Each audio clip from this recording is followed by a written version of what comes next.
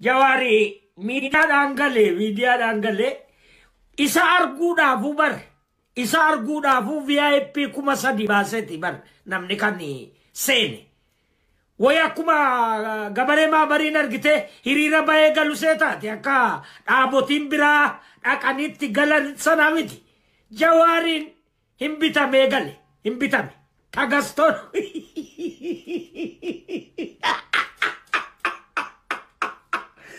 Takilai ministeri nu argite tola ilala majira Jawar horidan ilala mebar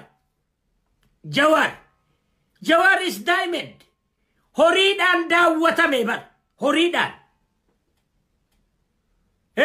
warrikani agese warrikan enyu tokka Jawaritti gale dhaabotiin kamiyyuu of rakasisani galan Agese Jawari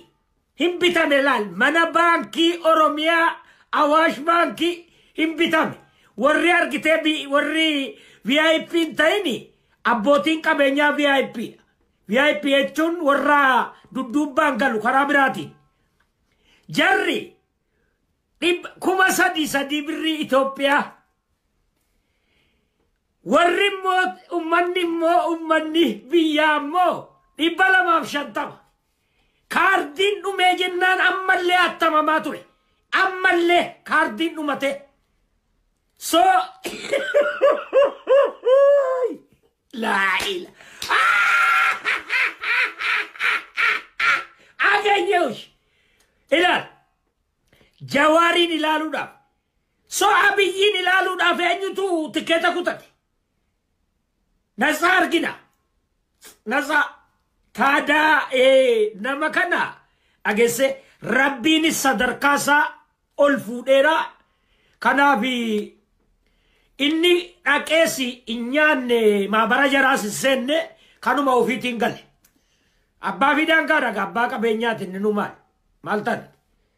miidiyaati abbaa miidiyaati maalitti godha so kanaafi horiin isaan ilaalameyyuu argitee miliyoona meeqa Horin ittiin daawwatame agese akkasitti gurgurame addunyaa irratti Jawar qofatu qumaara sana jalaa ba'ee qumaarayyuu argitee irratti taphate Taklay ministeriin hundi isaanii eeyyamanii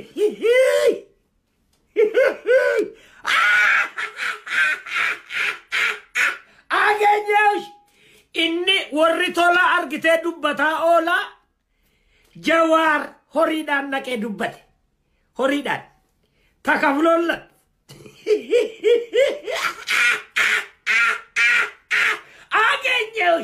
ageenyeesh akan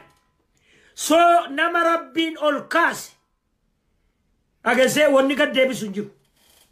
Jawar akkasi Jawari ataatu bar Jawarin himbenna bar akka jolle kanaati miti Jawarin himbenna kanaafi argite ijoollee haadha abbaasaa beekanidha mucaanni argite haadhas abbaas hin faarsa Jawar eega dhalatee islaamuma keessatti dhalatee islaamumaan jira bakka Kuya kamiti abbaan barbaade amantittiin